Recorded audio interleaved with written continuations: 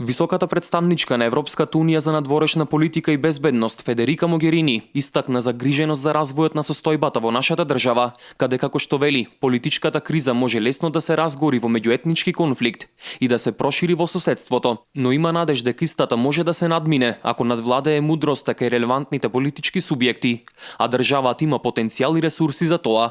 Моите главни грижи се дека оваа институционална криза може да се претвори во меѓуетничка криза. И токму тоа им го посочив на тие кои имаат политичка одговорност во земјата. Не си играјте со огнот, не го претворајте ова во меѓуетнички конфликт, зашто може да ја уништи државата и да се расшири во соседството. Верувам дека постои инструмент. Прво, тоа е мудроста на председателот и второ, капацитетот на собранието да продолжи со избор на председател на законодавниот дом, нагласи Могерини. Могерини истакна дека внатрешната домашна политичка динамика создава тензии во некои земји од регионот, но дека тука е и регионалната динамика со меѓуетничките тензии меѓу земјите што според неа е исклучително опасно бидејќи може да го врати регионот години наназад, при што мирот не треба да се свати како сигурен факт. Могерини посочи дека нејзините и пораките на генералниот секретар на НАТО биле генерално прифатени од сите шефови на дипломатии, иако пред почетокот на состанокот унгарскиот министер за надворешна политика Петар Сијарто изјави дека од сите 28 членки ќе побара осуда на така наречената тиранска платформа,